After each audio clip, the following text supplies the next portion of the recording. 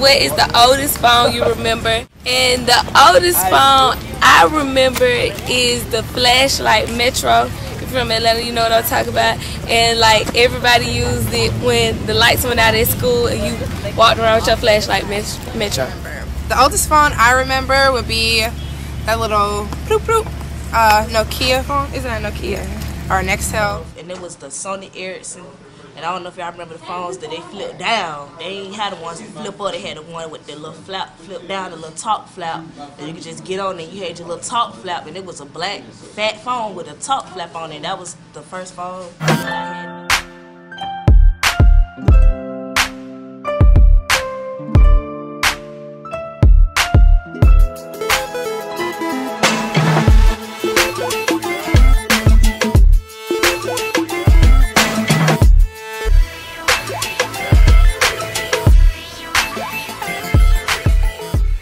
Alright, what's the biggest social network out now?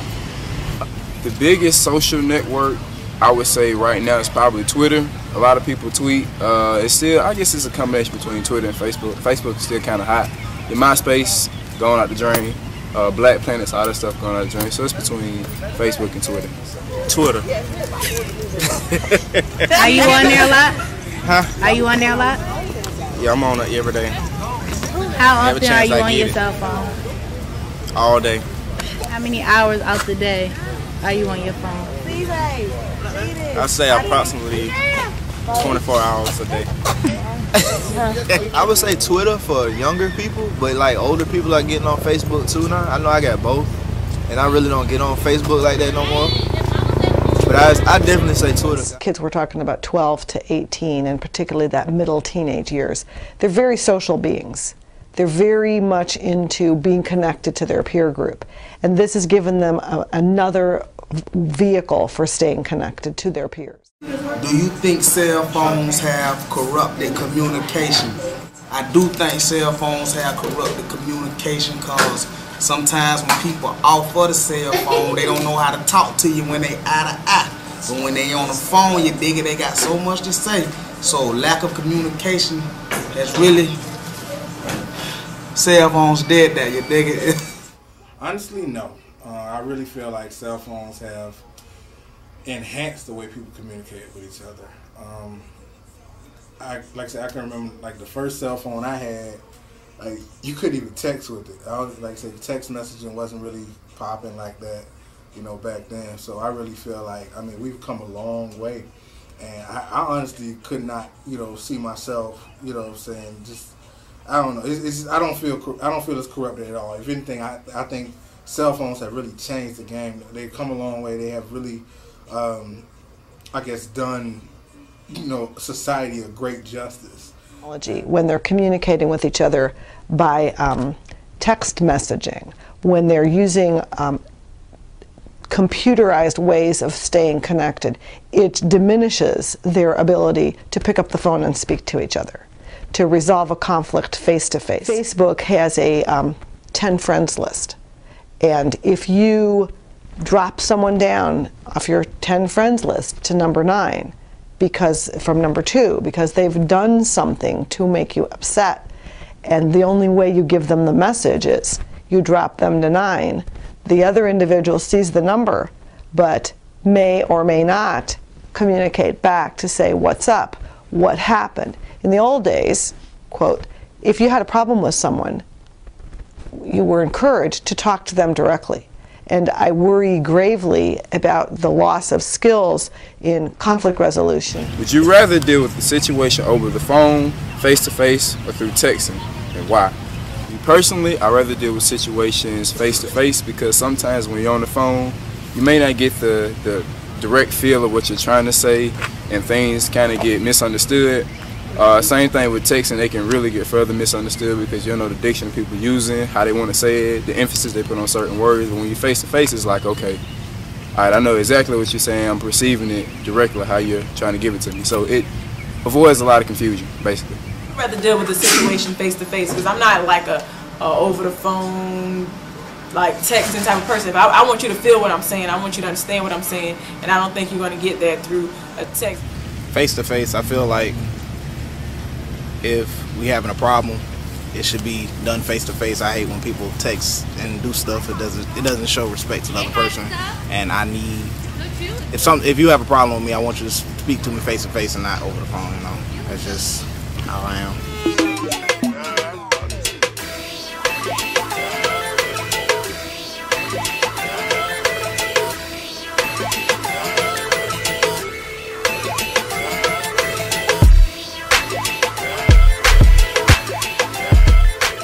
American teens love to text. A recent study found that on average, teens send and receive more than 1,700 messages every month.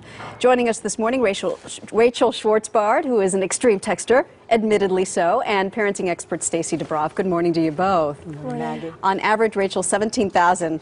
You say, please. I do 32,000 a month. Is that right? Yeah, my highest month was 38,000. 38,000? Yeah. Why do you text so much?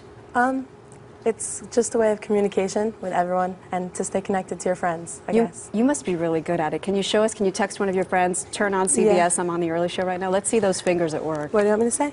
Turn on CBS, I'm on the early show right now. Oh, okay. Look at that. Turn on CBS. Oh my gosh. That's it. You wrote all that in those few seconds. That is unbelievable. Does it take over your life? I'm on 16 extracurricular activities at school, and I don't think so. I kind of incorporated it into my day. Are cell phones a distraction to young adults? Yeah. Well, yeah, they are distracting to young adults because, like, especially when you're driving, like when you're driving a car, you should not have your cell phone around. Exactly. So that's very distracting. Actually died from that. Yeah.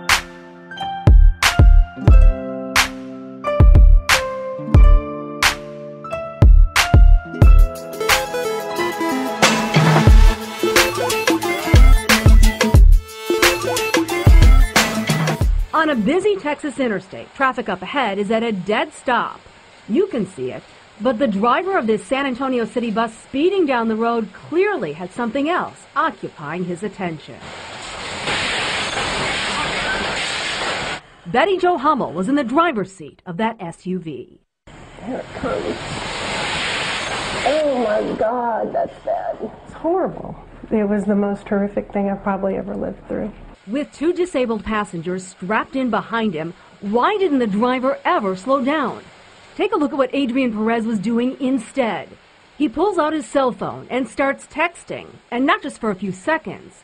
For 6 minutes leading up to the crash, Perez was looking down. And when he finally focuses on the road, it's way too late.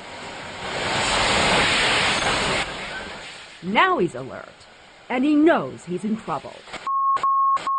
But, I mean, if you're not in, like, a car or, like, doing something else, I don't think it's really that distracting. I think it's distracting in class because people don't hardly pay attention or anything in class, but it usually happens.